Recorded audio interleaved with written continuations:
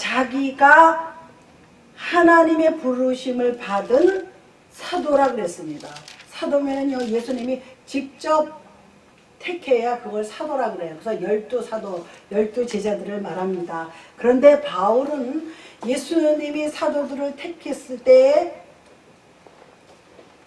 그때는 택하지 않았죠. 그때는 믿는 사람들을 잡으러 다니던 사람인데, 그런데 예수님이 십자가에 달려 돌아가시고 사흘 만에 부활하셨다가 40일 만에 부활 승천하신 다음에 바울이 믿는 사람들을 잡으러 떠났어요. 그때의 다메섹이라는 그 길에서 만났어요.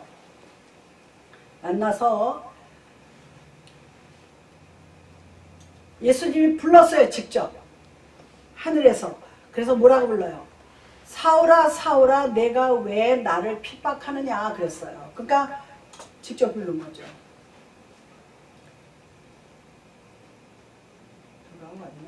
직접 불렀어요. 그러니까 다시 말해서 나도 사도다 이거. 너희들이 사도냐? 나도 사도다. 우리도요 그렇게 살아야 돼. 너 집사야 나도 집사야. 쉬운 예를 교회에서 제일 쉬운 그 예가 있었어요. 교회에서 제일 쉬운 직분이 집사 아니에요. 나도 집사야 그래야 되는 거예요. 너만 목사야 나도 목사야. 이렇게 뭐라고 말할까 좋게 얘기하면은 좀 프라우드하게 신앙생활을 하라는 겁니다. 그러면 제가 오늘 여기서 지난 시간에 우리가 마지막 한 게 뭐예요? 하나님께서 세상에 미련한 것들을 택하사 지혜 있는 자들을 부끄럽게 하려 하시고 그랬어요. 성적배 선생님이 거기 뭐라고 쓰잖아요. 저 학년 올라갈 때는 등치는 커다란데 어리석기가 짝이 없고 거기 그대로 다 있다는 걸 동영상에 비춰주더라고요. 사람들이 막 배꼽 잡고 뭐 등치는 커다란데 어리석고 뭐 말이 어눌하고 그러니까 자기가 그렇게 어리석고 못났다 이거예요. 공부도 못하고. 근데 지금요 놀랍죠. 그 사람이 오래전에 저 한국의 그 산동네 시골 동네 거기다 교회를 세워가지고 송영선 그 전 국회의원이 있어요. 여자. 그 여자가 그 목사님 설교를 한번 듣고서는 이 목사님을 한번 찾아가야 되겠다. 그래가지고 물어 어딘가 찾아갔더니 산 꼭대기에 있는 조그만 학구방 같은 교회에서 하더래요. 그때부터 지금까지 그 교회에 다녀. 그분이 그 교회를 했을 때는 안 했을 때는. 근데 그분이 지금 놀라운 일을 하고 있잖아요. 지금 뭐 그 사람에 대한 비방이 엄청나요. 뭐 사기꾼이니 쇼업을 하느니 별소리 다 하죠. 다 알더라고 자기한테 그런다고. 그런데 자기가 중학교 때 하도 공부를 못해서 서울 가면 잘하려니 서울로 유학을 보냈대요. 그런데 유학을 보낸 자기 이모네가 예수를 믿는 집이더래. 교회 가기 싫어가지고 도망가면 너 그럼 도로 가라고 시골로 내려가라고 교회 안 가려면 너 시골로 가 그랬대요. 그래서 할 수 없이 교회를 갔다 이거예요. 교회를 가서 간 날부터 은혜를 받기 시작한 거야. 이 어린애가 뭐 많이 먹었어요. 뭐 한 4살, 3살, 4살 그렇죠. 중학교 1학년, 2학년. 근데 그때 자기가 붕해를 했대요. 자기 그 이모가 다니는 교회. 거기서 자기가 뒤집어졌다는 거야. 어린애가. 자기가 환상을 봤다는 거야. 하나님 계심을.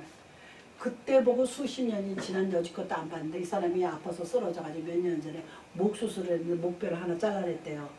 그래가지고 혼수 상태가 있었는데 그때 또 입신을 해서 하늘나라를 갔다 왔다는 거야. 그래서 지금 그 얘기를 하는 거예요. 그러니까 이 사람 얘기가 나는 공부도 못하고 너무나 어리석고 덩치만 커다라고 말도 어눌하고 그랬다는 거야. 그런 자기가 하나님의 지혜로 하나님의 능력으로 이렇게 많은 사람을 이끄는 지도자가 됐다는 거예요. 그래서 오늘의 그 포인트는 뭐냐? 2장에는요. 이게 그 사도 바울이 51년 주후 그러니까 AD라 그러죠. 주후를. 주전 AD가 있고 뭐가 있어요? BC가 이렇게 있어요. 그러니까 이거는 before Christ예요. 예수님 오기 전 주 이렇게 해서 이거를 뭐라 그러냐면 주후라 그래요.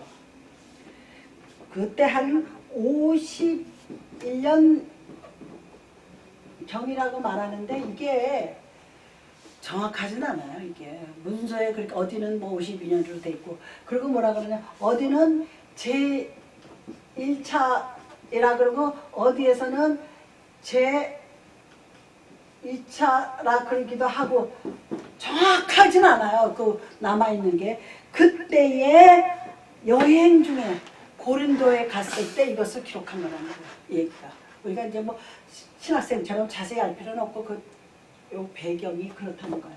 그래서 이거를 우리 사도행전 18장 한번 보시면 거기에 다시 또 나와 있어요.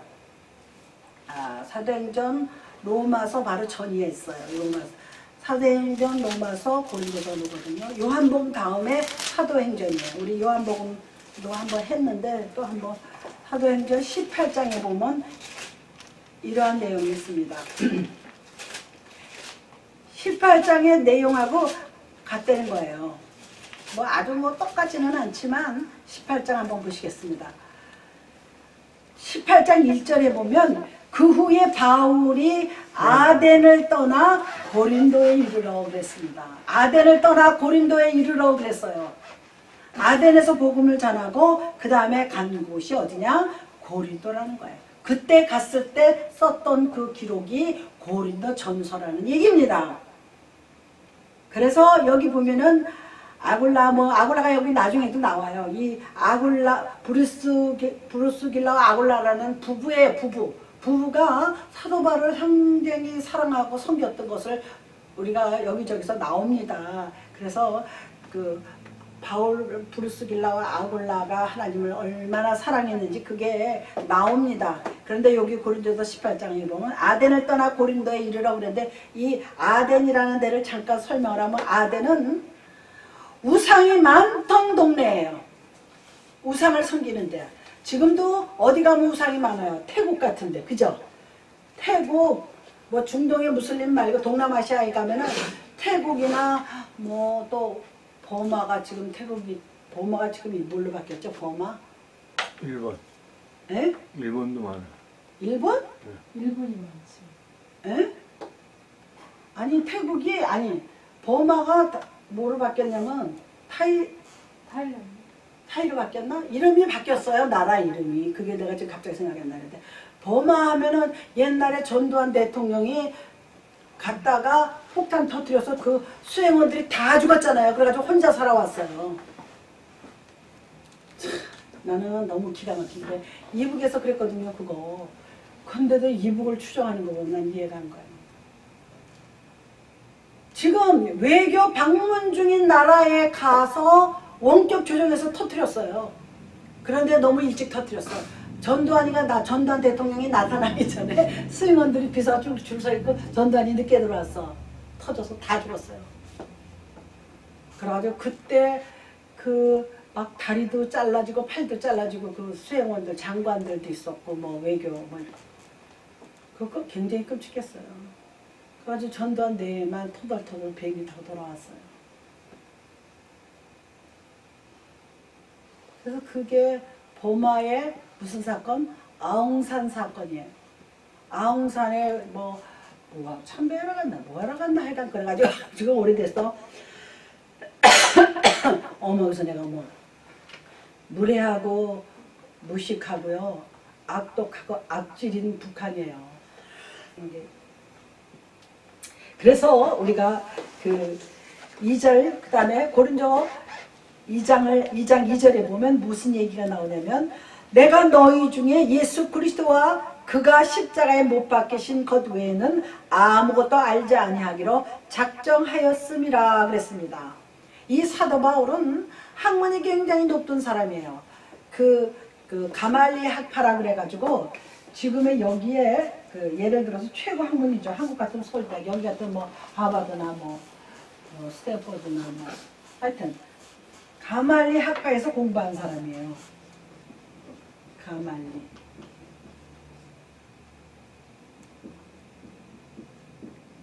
가말리 학파. 사도 바울이 이 가말리라는 사람의 이름이에요. 옛날에는 학교라보다도 누구 밑에서 사사받았느냐, 누구 밑에서 공부했느냐, 그게 상당히 중요합니다. 지금도 마찬가지예요. 하버드도 뭐 스탠포드니 뭐 버클리니 이런 데 보면 거기 석학 교수들 밑에서 배웠냐 안 배웠냐 그거를 물어봅니다. 뭐 공부하는 사람들 물어보죠. 그런데 2절에 보면은 뭐가 나오냐, 내가 너희 중에 그리스도 예수 그리스도와 그가 십자가에 못 박히신 것 외에는 아무것도 알지 아니하기로, 여기 포인트가 뭐냐, 작정하였습니다. 작정했대요. 그러니까 뭐마요? 예수님을 아는 것 외에 자기가 가진 모든 지식을 다 다른 데 나옵니다. 배설물과 같이 여겼느라 버렸다는 얘기예요. 그런데 뭔가 잘못 착각하고 있는 사람, 교회 안에 들어와서요 자기 지식을 자랑하는 사람들이 있습니다. 저도 많이 봤어요. 자기 지식을 자랑하고 돈을 자랑하고 백그라운드를 자랑하고 자기가 가진 어떤 권한, 권력, 권세를 자랑하는 사람들이 종종 있습니다. 그 이스라엘 성지 순례 가면은 그 교회에, 무슨 교회는 제가 잊어버렸는데 그 실제 그림은 봤어요. 교회 들어오는데 이렇게 사람 들어오게 이렇게 깊지 않고 이렇게 낮아요. 교회 문이 이렇게 낮아요. 그래서 어떻게 해주대요? 숙여야지 들어갑니다. 그 교회를 들어가려면. 왜? 교회 들어올 때는 겸손하게 들어오라는 거예요. 세상에 있는 여기 완장을 다 떼버리라는 거예요. 여기 견장이죠. 여기 다 무슨 뭐 이런 군인들이 주로 달죠. 이렇게 견장은 별이 하나다 두 개다 뭐 경찰도 무궁화가 하나다 둘이다 이렇게 달잖아요. 그거를 교회에 들어올 때는 떼버리라는 겁니다. 교회 안에서는 그런 거 아무 필요가 없습니다. 예수 잘 믿는 사람이 높은 사람이에요. 겸손한 사람이 높은 사람입니다. 할렐루야. 그러니까 사도 바울이 내가 예수 그리스도의 십자가만을 알기로 작정하였노라 그랬어요. 이 작정하다는 말이 크리노라 그래가지고요. 상당히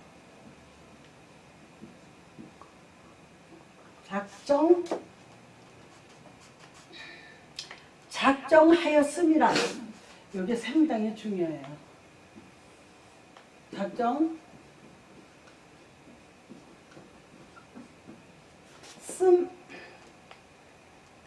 씀이라. 이 작정이 그 크리노라 그래가지고 히브리어로 또 헬라어로 크리노라 그러는데 가르다 나누다 곤란하다 그런 뜻입니다. 가르다, 가른다는 거죠. 가르다 나누다 또 뭐 곤란하다.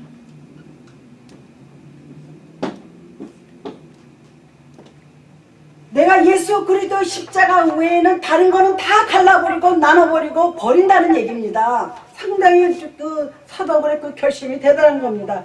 다시 말해서 이게 사실은 언제 쓰이냐면은 이 가르다 나누다의 뜻은요 선과 악을 가릴 때 쓰는 단어예요. 주로 선. 요즘 시대는요 선과 악을 구별하기 어려워요. 그렇다 생각 안 해요? 선거 지금 누가 선이고 누가 악입니까? 정의하기가 어려워요. 이런 말이 있습니다. 전쟁이 나잖아요. A라는 나라하고 B라는 나라가 전쟁이 났어. 누가 옳은 나라야? 한국하고 일본하고 중국하고 한국하고 싸움이 났어요. 누가 오라? 누가 오라가 그 국가에서 그 편이지. 누가 정의야? 이게 상당히 재밌습니다. 이기는 사람이죠. 그런데요, 다 정의를 위해서 싸워요.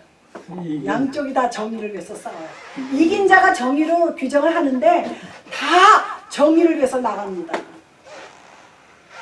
사람이 부딪힐 때는요, 자기 주관이 있고 자기 주장이 있기 때문에 자기 주장과 주관을 관철하려고 싸우는 거잖아요.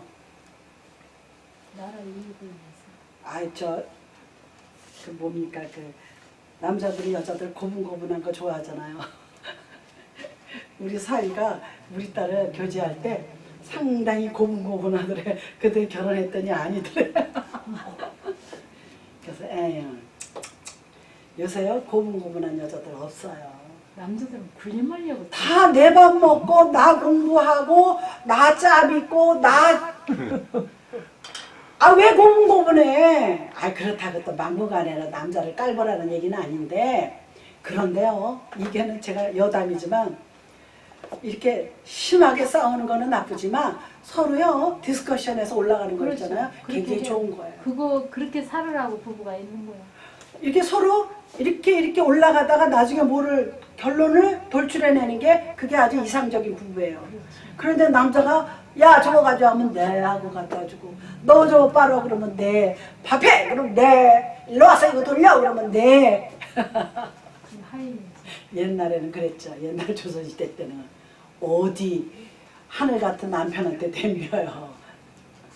근데 지금은 안 그래요. 여자들도 다 학문을 배우고 지식이 있고 또 나름대로 지혜가 있고 그래요.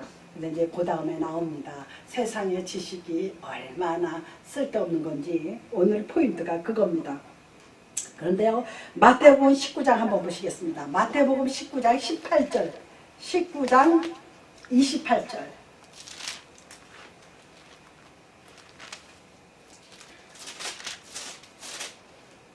19장 28절에 보면 이러한 내용이 나옵니다. 다 찾으셨죠? 33페이지. 예수께서 이르시되 내가 진실로 너희에게 이르니 세상이 새롭게 되어 인자가 자기의 영광의 보좌에 앉을 때 나를 따르는 너희 12 보좌에 앉아 이스라엘 12 지파를 심판하리라 그랬습니다. 그러니까 너희가 세상에 살 때는 나를 따라다니고 내 제자 노릇을 하고 복음을 전하니까 너희 우리가 미루어서 유추해서 보면은 힘이 들 거라 이거예요. 그렇지만 세상에 새롭게 되어 인자가 자기 영광의 보좌에 앉을 때 마지막 때를 말하는 거죠. 그때 어떻게 된다는 거예요? 나를 따르는 너희가 12 보좌에 앉으리라 그랬습니다. 마지막 때는 하나님께서 높여준다는 거예요. 그런데 여기 12 보좌 알아있어요. 12 보좌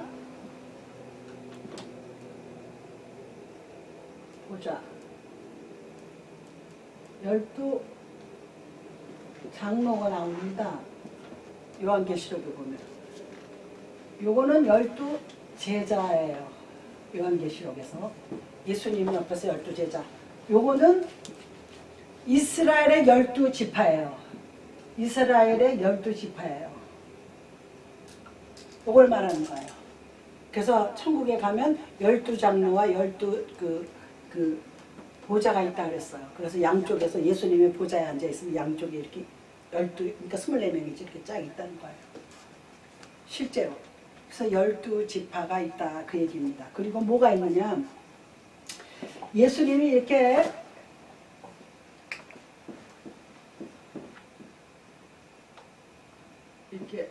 내가 의자 잘 그리는데 이상하게 안 그려지네. 예수님이 이제 여기 보좌에 앉아 계시잖아요. 여기 뭐가 있냐면 이런 동그란 원형의 무지개가 있어요.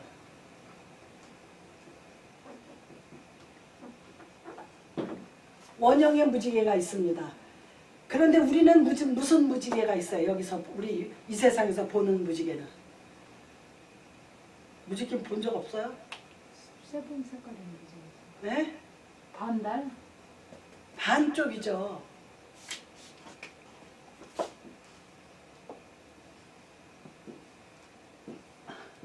일곱 개 다 그리니까 많다. 7개. 반쪽만 있잖아요. 비가 온다면 뭐가 떠요? 무지개가 탁 이렇게 강 건너서 저 산을 건너서 이렇게 무지개가 이렇게 그려져 있잖아요. 비가 막 특히 장마 때 잘 나타나죠. 그럼 12가지 색깔 빨주노초 파남버 이렇게 7가지 무지개 색깔이 떠오르는데 우리 육신적으로는 반쪽의 무지개만 보여요. 그런데 하늘나라 가면은 주님의 보좌의 머리 뒤에 원형의 무지개가 있다 그럽니다. 그래서 우리가 명화 같은 거 보잖아요. 명화 같은 데 뭐가 나와요? 예수님이 더 이렇게 쓰고 여기다 무슨 둥그런 그림이 항상 나오죠? 그게 원형의 무지개를 대신 그리는 거예요. 예수님 천주교에 가면 그런 그림이 많아요. 여기는 신교에서는 그런 게 저 없는데 캐톨릭에 가면은 뭐 상징하는 그림이 많아요. 제가 그 러시아에 갔을 때요. 러시아에 그 대형 박물관이라고 큰 뮤지엄 같은 데인데 거기 가니까 입구에요.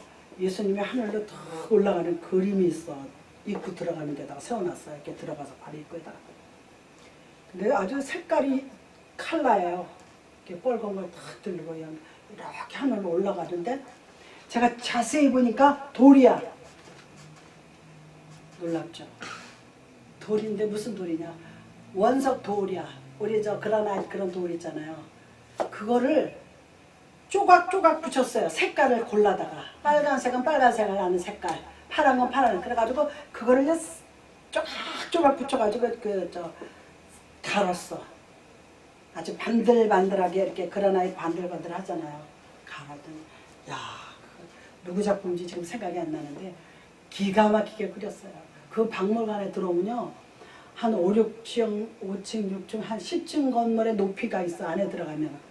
그냥 지붕이 그렇게 높은 거야. 거기에요. 12제자 주님의 그림이 있어. 세상에 그걸 어떻게 그렸는지 몰라요. 이렇게 줄 타고 그렸대나 봐요. 그래서 거기서 많이 떨어져 죽었대요. 그걸 그리느라고. 무지하게 높아요. 한참 쳐다봐야 돼. 이게 높아가지고. 그렇게 예수를 그리스도를 섬겼던 러시아가 지금 공산주의잖아요. 제정 러시아 때 믿음이 신앙이 제일 좋았어요. 제정 마지막 러시아의 황제 때 그걸 제정 러시아라고 해요. 그때 그러니까 한국이 예수 제일 잘 믿는다 그러잖아요. 그리고 교인도 많고 세계에서 제일 큰 교회가요 10개나 한국에 있어요. 교인 많이 모이는 교회 숫자로 따지면.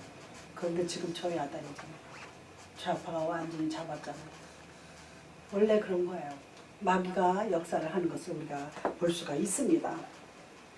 그래서 이게 왜 제가 아까 마태복음 읽었냐면 그 마태가 쓸 때에 아까 어디 가서 이 작정을 마태는 바울이 쓸 때는요 가르다 나누다 곤란하다 그래서 선악을 분별할 때 바울은 이 단어를 썼어요.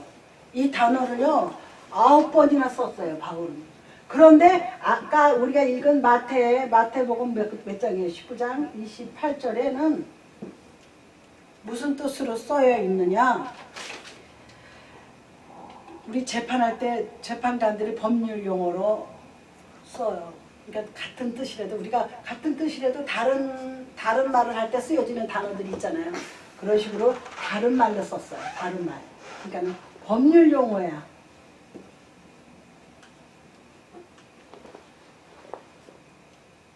우리가 그래서 그 정도는 그냥 우리가 그냥 알고 그냥 그렇구나 하고 넘어가면 됩니다. 중요하진 않아요. 그래서 이 법률 용어로 마태가 쓸 때에 재판관들이 쓸 때 결정적인 얘기랍니다. 이게 작정한다. 그러니까 결정하다. 우리 decide 그러잖아요. decide. 그게 결정한다는 뜻이에요. 그리고 여기 2장 7절에 보면은 이런 말이 있습니다. 오직 은밀한 가운데 있는 하나님의 지혜를 말하는 것으로서 곧 감추어졌던 것인데 하나님이 우리의 영광을 위하여 만세전에 미리 정하신 것이라 그랬습니다. 하나님이요 이 지구가 생기기 만세전에 이미 여기 계신 분들을 택했다는 거예요. 할렐루야. 믿어지지 않아도 그것이 사실입니다. 그래서 8절에 보면 무슨 얘기하나 이 지혜는 이 세대의 통치자들이 한 사람도 알지 못하였나니 만일 알았더라면 영광의 주를 십자가에 못 박지 아니하였으리라 그랬습니다. 이 시대의 통치자들이 예수를 알았더라면 십자가에 못 박지 않았다는 거예요. 제가 처음에 은혜를 받을 때요 예수가 내 죄를 위해서 돌아갔다는 게 현실로 제 가슴에 생각이 확 잡히니까 너무나 죄송하더라고요. 나 때문에 누가 대신 죽었다. 예수가 나를 위해서 대신 죽었다 생각하면요. 너무 기가 막혀서 제가 회개를 참 많이 했습니다. 그런데 사람들이요. 그냥 주일날 한번 설교 듣고 말고 뭐 오늘은 은혜로 왔다. 그러면 은혜가 오면은요 그대로 살아야지 돼요. 내가 이제부터 이렇게 살면 안 되지. 그리고 그대로 살아야 되는데요. 교회 문 딱 나서면 잊어버리나 봐요. 믿음들이 안 생기나 봐요. 그게 내가 조금 그거 하나 리포트를 한번 써야 되겠어요. 그거 쓰면 왜? 그러니까 머리가 너무 복잡한 거야. 예수 그리스도를 마음에 넣고 생각에 넣고 사고력에 예수를 위해서 산다는 게 이 사도 바울과 같이 내가 이제는 예수 그리스도를 아는 것 외에는 아무것도 알기를 원하지 않는다는 거예요. 얼마나 멋있어요. 사람이요 이거다 하면 이거예요.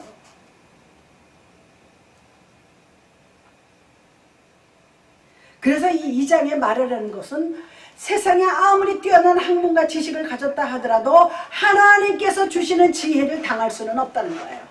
그래서 제가 아까 정강훈 목사 얘기를 한 거예요. 그 사람이 학교 다닐 때 양을 치고 어린 양을 치고 아무리 그리고 좀 무지하고 어리석고 뭐 덩치는 큰데 말이 어느라고 그랬다. 그거를 1학년 2학년 쭉 나온 걸 다 보여주더라고요. 그 동영상에 찍어온 거야.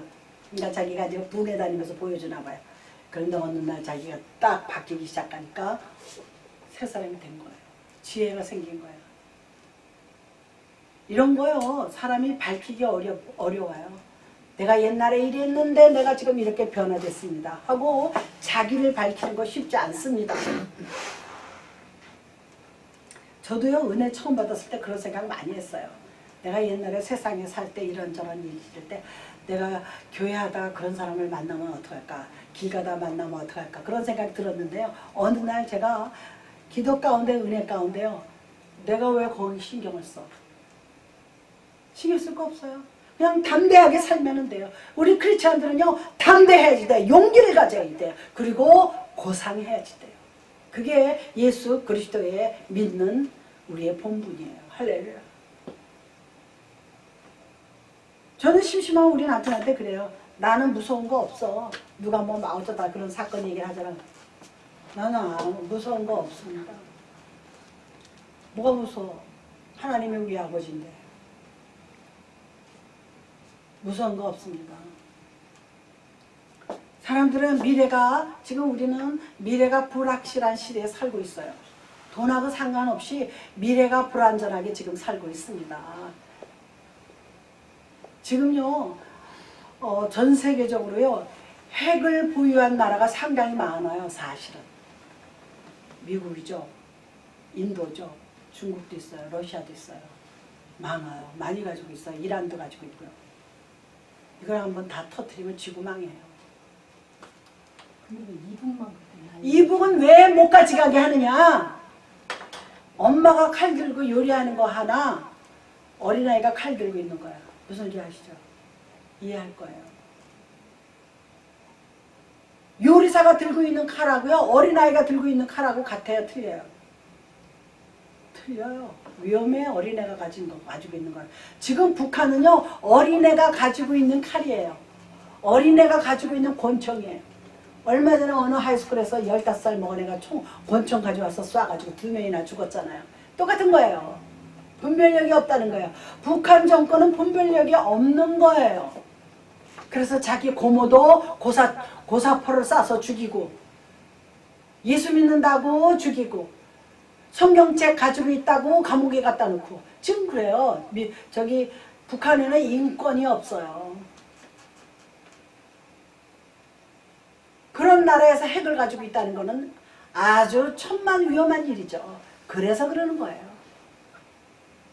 미국이 핵을 가지고 있는데 그거를 핵을 아무데나 누르겠어요? 근데 김정은은 위험 인물입니다. 세상에 내가 살다가 어저께 밝혀졌는데 12월에 뭐 아세아 무슨 정상회담이 12월에 한국에서 있대요. 부산인지 어디서. 김정은이 오라고 초청을 했대요. 그것도 은밀하게 친서를 보냈는데 그게 이북 노동신문이 밝혀버렸어. 세상에. 밝혀버렸어요.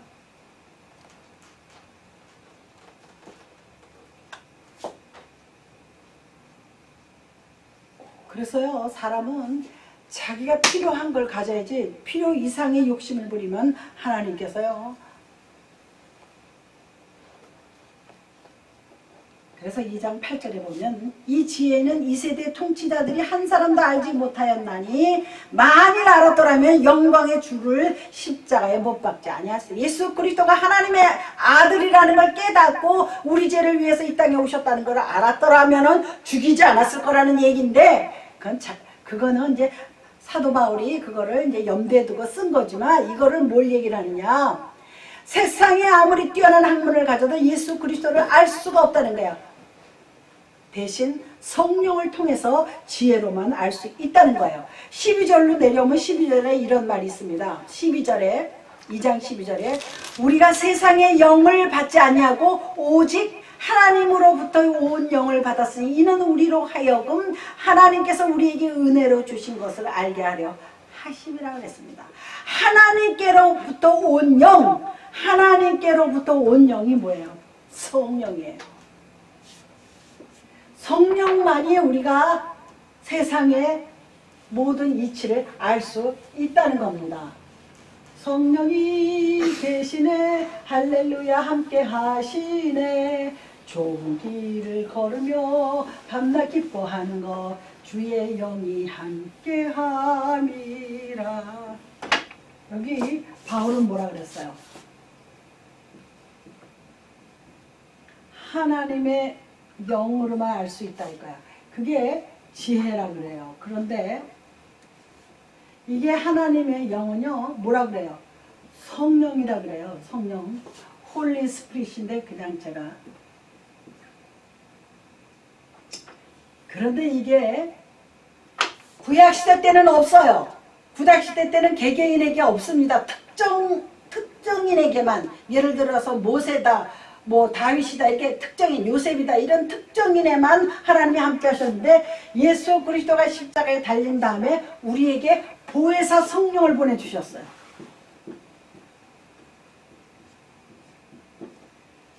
보혜사 성령은 변호사라는 뜻이에요. 변호사, 대리인, 대변자, 대리인. 그런데 이 보혜사는 예수 그리스도가 부활 승천한 다음에 오셨어요. 예수 그리스도가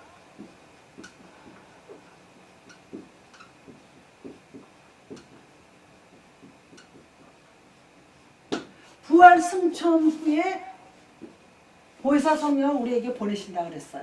그래서 너희는 예루살렘을 떠나지 말고 몇 날이 못되어 약속한 것을 받은다 그랬어요. 그게 사도행전 1장에 제가 사도행전을 하려고 그랬는데 너무 그게 오래 걸리겠더라고요. 그래서 내년 들어가서 사도행전에 보면 1장 1절이에요.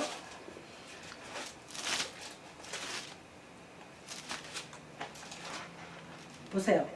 데오빌로여 내가 먼저 쓴 글에는 무릇 예수께서 행하시며 가르치시기를 시작하신부터 그가 택하신 사도들에게 성령으로 명하시고 승천하신 날까지의 일을 기록하였노라.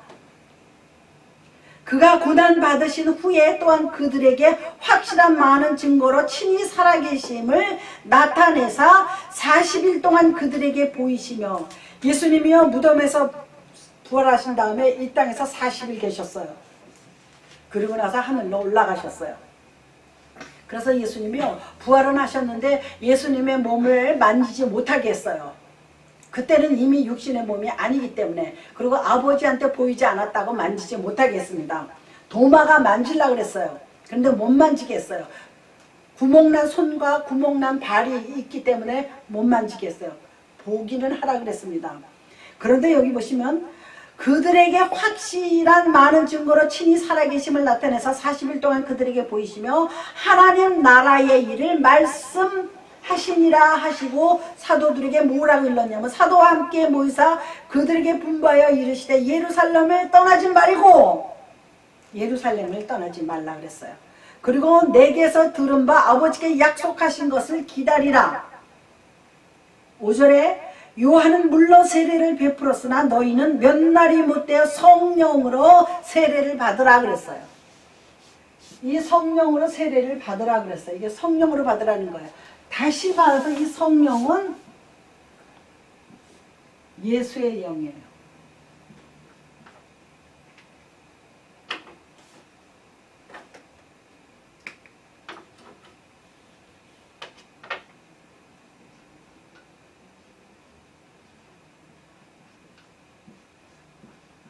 예수의 영. 그리고 이게 뭐냐? 진리의 영이라고 그래요. 이렇게 나옵니다.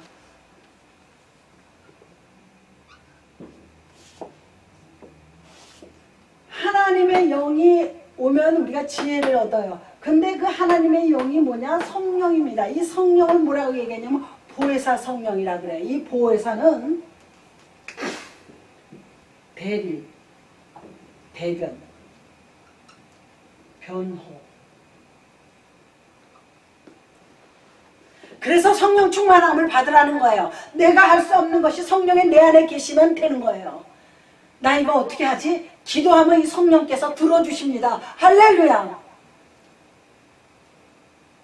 대리자, 대변자, 변호인 역할을 하는 게 보혜사라는 뜻입니다. 그리고 그는 예수 부활 승천 후에 우리에게 주신다. 그런 여기 사도행전 1장에 나오는 게 몇 날이 못돼 성령으로 세례를 준다. 이게 뭐예요? 예수의 영, 진리의 영입니다. 예수님이 가신 다음에 부어주신 게 예수의 영이고 그것은 곧 진리의 영이에요. 예수는 진리입니다. 이 세상의 진리는 예수 그리스도밖에 없어요. 쉽게 얘기해서 봄, 여름, 가을, 겨울이 뭐라 그래요? 진리예요. 세월이 흘러도 그건 안 변하잖아요. 사계절을. 겨울 다음에 갑자기 여름이 오진 않습니다. 그리고 뭐 봄 다음에 다시 또 겨울로 돌아가고 이러진 않아요. 똑같이. 그게 창세기에 나옵니다. 춥고 더움이 이 땅에 있는 한은 똑같이 돌아가리라 그랬습니다. 이제 창세기 성경 공부 다시 할 때 그게 나옵니다. 추위와 더위와 가뭄과 뭐 내리는 그 세상에 돌아가는 이치가 이 세상 사람들이 이 땅에 존재하는 한 쉬지 않고 똑같이 돌아간다 그랬어요. 그게 진리예요. 변하지 않는 게 진리입니다. 진리는 하나예요. 예수 그리스도 한 분이십니다. 우리 저 크리스마스 때 노래 보면 기쁘다 구주 오셨네 만백성 맞으라 거기에 4절에 가면은 은혜와 진리 되신 주 은혜와 진리 되신 주예요. 주님은 진리의 영뿐만 아니라 우리에게 은혜도 주십니다. 하나님은 우리에게 은혜 안 주시면은요 우리 살기 어려워요. 하나님의 은혜로 살았어요. 우리는 지금까지. 내 의지와 내 가진 거 가지고 내 지식 가지고 사는 것 같아도 하나님의 은혜로 살았습니다. 할렐루야. 하나님의 은혜 얼마나 감사해요.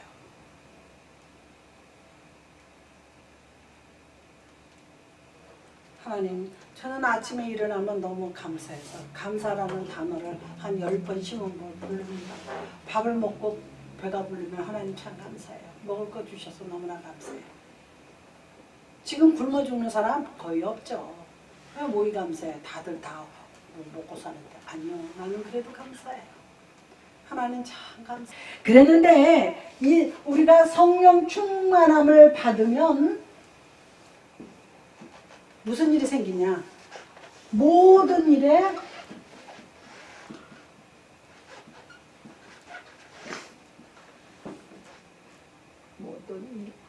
모든 일을 통달해요. 참 놀라운 일이죠. 왜? 예수의 영, 진리의 영, 하나님의 은혜로 모든 일을 깨닫게 하는 거예요. 그리고 지혜롭게 사는 거야. 화낼 일도 안 내고 참고 인내하고 남을 배려하고 사랑하고 정말 온유하고 겸손한 마음으로 살 수 있는 게요. 성령이 붙들고 계셔야만 그렇게 살 수 있어요. 누구 감정 없고 성질 없습니까? 그러나 예수 믿으면요. 그런 거 다 죽어야지 돼요. 내가 죽어야 주님께서 역사하십니다. 내가 살아서 퍼득퍼득하면요 주님이 역사하지 않아요. 내 안에 성령이 들어오면요 내가 온유해져요. 겸손해져요. 지혜가 생겨요. 그러면 내가 막 그냥 불에서 펄펄 뛰어도요 내가 기도하면 지나가요. 아무것도 아닌 것처럼 참게 됩니다. 그게 지혜받은 성령 충만함을 받은 사람의 태도예요. 성령 충만하면 어디 가서 막 뭐 소리 지르고 기도하고요. 막 뭐 방언하고 다 그렇게 하기는 해야 되지만 그게 전부가 아니라는 거예요. 진짜 성령 충만한 사람들은 온유합니다. 겸손합니다. 성령의 9가지 열매가 있잖아요. 사랑과 희락과 충성과 양선과 자비야 그 9가지 열매를 다 가져야지 돼요. 그게 제대로 된 신앙의 성령 충만한 사람이에요. 마지막에 9가지 열매 중에서 중요한 게 뭐냐? 절제가 있습니다. 9가지 열매 중에 마지막이 절제인이라고 그랬습니다. 크리스천들은요 절제하는 사람들이 돼야지 돼요. 그냥 은혜 좀 받았다고 그래서 그냥 이 세상 다 내 건 것 같고 교회를 다 휘저으는 사람이 있어요. 은혜 받았다고. 그거 아닙니다. 은혜 받을수록 고개 숙여야죠. 성령 충만할수록 고개 숙여야지 돼요. 그게 절제 있고 절도 있는 사람의 신앙의 태도입니다.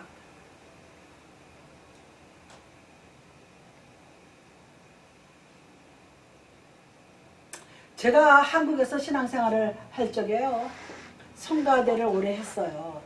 한 번도 연습에도 안 빠지고 교회 주일날도 물론 안 빠지고 그랬어요. 그래서 제 별명이 우리 교회 얼굴이에요. 우리 교회 얼굴이라는 소리 들었어요.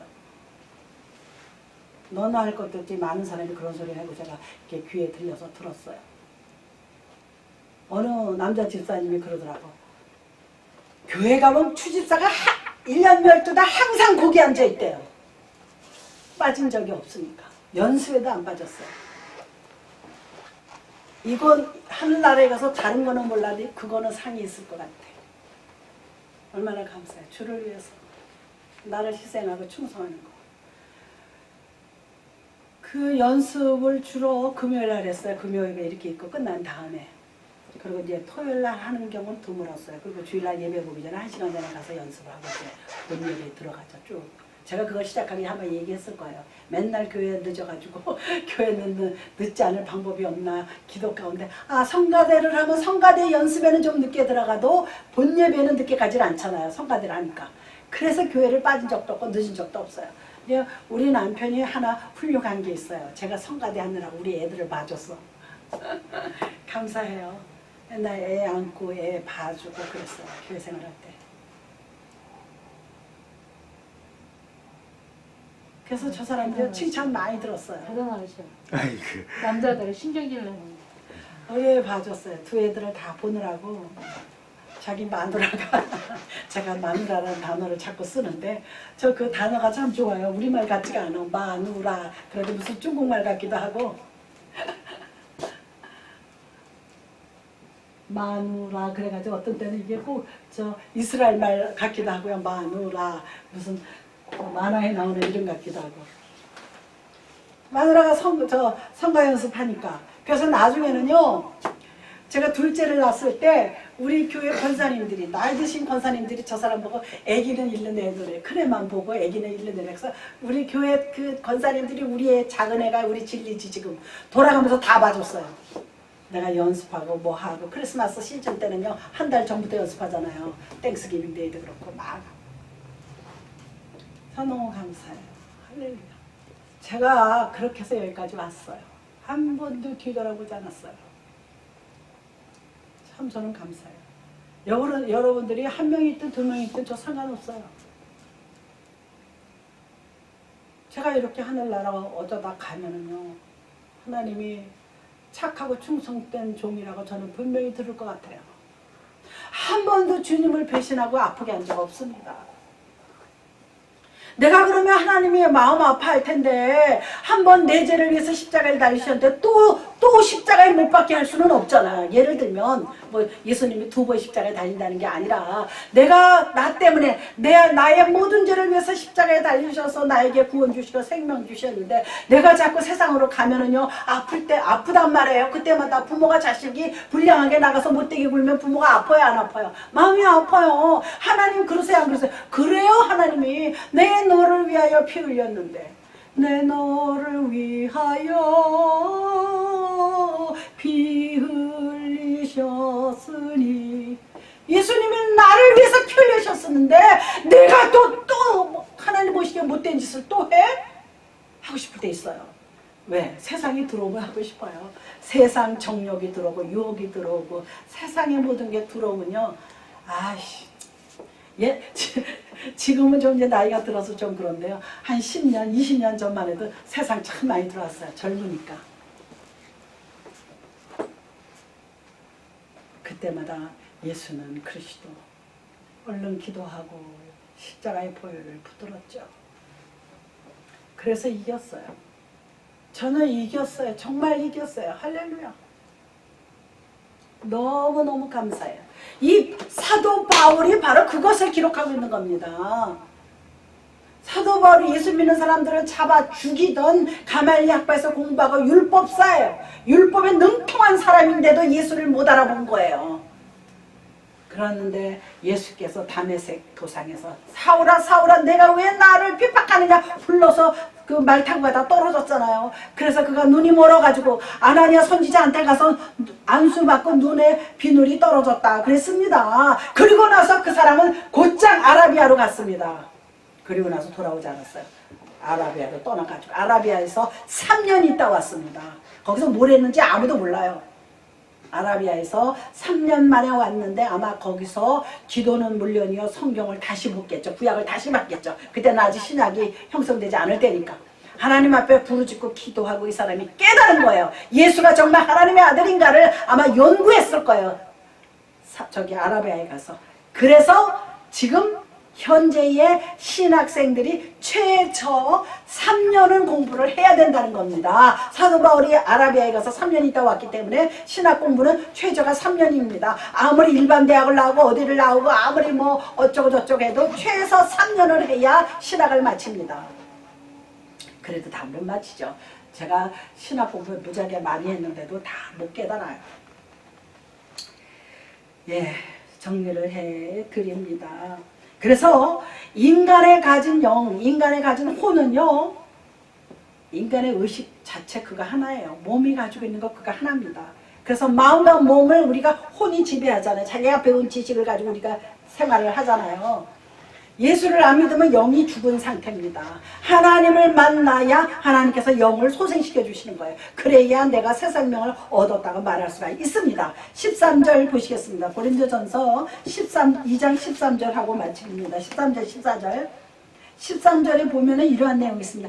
우리가 이것을 말하거니와 사람의 지혜가 가르친 말로 아니하고 오직 성령께서 가르치신 것으로 하니 영적인 일은 영적인 것으로 분별하느니라 그랬습니다. 그러니까 세상의 지식 가지고 영적인 것을 구별 못한다는 거예요. 그러니까 교회 500날 다녀도요 신앙생활 제대로 안 하면 몰라. 목사님 맨날 말을 해도 몰라. 제가 그 전에 그랬거든요. 그 소리가 그 소리 같고 저 소리가 저 소리 같고. 근데 우리 남편이 그랬던 것 같아. 우리 아이하고 저 아이들 보고 내가 성가 연습을 하고 교회 모임 때마다 저 사람이 애를 봐주고 그러면 벌써 은혜를 받아도 12번 목사님이 돼서도 12번은 됐을 거야. 근데요 하나님이 참 택해서 믿음 주신 거는 하나님 뜻 안에 있어서 우리는 분별할 수가 없죠. 그래서 13절의 얘기가 뭐냐면 신령한 것은 신령한 체험을 한 사람만이 분별할 수 있다는 거예요. 그리고 14절이 무슨 뜻이냐면 육에 속한 사람은 하나님의 성령의 일들을 받지 아니하나니 이는 그것들이 그에게는 어리석게 보이며 그랬어요. 그래서 예수 믿는 사람을 믿지 않는 자들이 어리석게 보여. 제가 우리 집안이 어려서 믿어서 제가 뭐 모태신앙까지는 아니더라도 6살서부터 다녔는데 교회 다니는 우리 또래 젊은 애들, 우리 또래 젊은 청년들은 왜 이렇게 바보 같아? 그때는 제가 성령도 모르고 모를 때니까. 아, 왜 이렇게 바보스럽고 촌스럽고 어리석고 그래? 그렇게 보여요, 그때는. 내가 가진 지식은 그거밖에 없었어. 그런데 은혜를 받고 제가 뒤집어지고 은혜를, 지혜가 넘치니까 그 사람들이 지금 너무나 존경스러운 거야. 할렐루야. 쟤는 지금 나이가 이제 대학 다니고 새파랗게 젊은 애가 무슨 옛날 예수 타령이고 저도 예수를 만났느냐 물어보고 내가 한 번은 어떤 전도사님 누구 보고 예수님 만나셨을 때 무슨 이게 촌스럽게 뭘 만나냐, 열심히 믿으면 되지 만나긴 쥐덩이 뭘 만나 속으로 맨날 흉봤어요. 그리고 예배 끝나면은요 목사님 축도 딱 끝나면 아유 장로님 권사님 안녕하셨어요 뭐 또 주책들 떠내. 그러고서는 목사님이 기도합시다 이렇게 축도 하면은 얼른 나와서 주랭랑을 치는 거야 집으로. 싫은 거야. 뭐 만나서 떠들고 이 권사, 박 권사, 최 권사, 장로님 뭐 아우 잘 계셨어요. 그게 왜 이렇게 싫은지 몰라요. 그래서 예수 믿는 사람들은 촌스럽고 수다스럽고 너무 싫었어요. 그런데 제가 은혜를 받고 나니까는요 너무나 좋은 거야. 너무 감사하고 너무나 좋고 은혜가 넘치는 것을 제가 깨달은 사람입니다. 그래서 여기 그 14절에요. 육에 속한 사람이란 말이 나옵니다. 이 육에 속한 사람은요 동물적인 사람이에요. 자연인이라고 말할 수 있죠. 비영적인 사람을 말하는 겁니다. 이게 무슨냐 통틀어서 토탈 아직 거듭나지 못한 사람들이에요. 교회에요 지금 수십만 수만 명이 다니잖아요. 그런데 세상이 뒤집어지지 않아. 세상이 변화되지 않아. 그렇잖아요. 그 사람들이 각각 사는 대로 나눠가면 막 변화되고 뒤집어지고 막 사람들이 막 이래야 되는데 하나도 안 그래. 왜? 거의가 육신적인 교인이야. 교회 안 뒤집어져요. 절대 안 뒤집어집니다. 이건 제가 개런티예요. 가서 입도 못 벌려. 어떤 사람은 제가 몇 년 전에 어디 다니세요? 했더니 베델교회 다닌대. So what? 아우 자랑이야. 얼바인에 있는 베델교회 다닌다는 소리예요. 베델교회 가니까 조금 다른 교회보다 좀 다르긴 다르더라고. 뭐가 다르냐? 육신적인 게 다른 거야. 이 거듭나지 않는 자기는 우리는 거듭나야지 돼요. 내가 거듭난다는 말 제일 싫었어. 또 어떤 분은 나보고 보내기는 하셨어요. 또 무슨 보내기냐? 예수 지금 나 열심히 믿고 있어. 무슨 새로 태어나. 그랬는데 우리는 새로 거듭나는 사람이 돼야 될 줄 믿습니다. 할렐루야. 거듭나지 않으면요 신앙생활을 하기 참 힘들어요. 괴로워요. 예배 시간이 길어요. 저기 샌페드로 가면은 이종용 목사님 교회가 있어요. 이종용 목사님 교회가 무슨 교회죠 이름이? 가수 이종용 목사 있잖아요. 쬐끄맣게 생겨가지고 이종용 목사님 교회가 무슨 교회지? 내가 생각이 안 나면 저 사람도 생각이 안 나. 거기 간 적이 있었거든요. 한 두어 번. 한 번은 내 동료 목사님이 저 유타에서 와서 만나러 갔었고 한 번은 뭐 때문에 갔어요. 이분처럼 설교 오래 하는 사람 드물어. 조용기 목사님보다 더 오래. 1시간 반은 하나 봐. 그래서 하다가 뭐라 그래요? 아주 배짱이에요. 내 설교가 길고 또 바쁜 일이 있으면 지금 나가세요. 이정용 목사님 유명해요. 그분 왜 조그맣고 이정용 여기 복음방송에도 나와요 설교. 그분이 뭐 암에 걸렸다는데 뭐 괜찮다는 것 같더라고요. 그분이 한국에서요 이장희 씨하고 유명한 가수였어요. 김세환이 뭐 이런 사람하고 다 같은 가수였는데 이 사람이 완전히 뒤집어져서 이 사람만 목사 됐어요. 그 사람 배짱이에요. 가세요. 내 설교 지루하고 재미없고 길면 나가세요 그래. 그 사람들이 막 웃죠. 우리가 이 장에서 말하는 거는 하나님의 성령의 은혜를 받아야 지혜를 얻어서 세상 일을 통달할 수 있다는 거예요. 그리고 세상에 일어나는 모든 일 이길 수가 있다는 거예요. 이김을 주시는 하나님을 만나야 돼. 그게 여호와 리스예요. 이겼다는 거예요. 승리했다는 거예요. 할렐루야.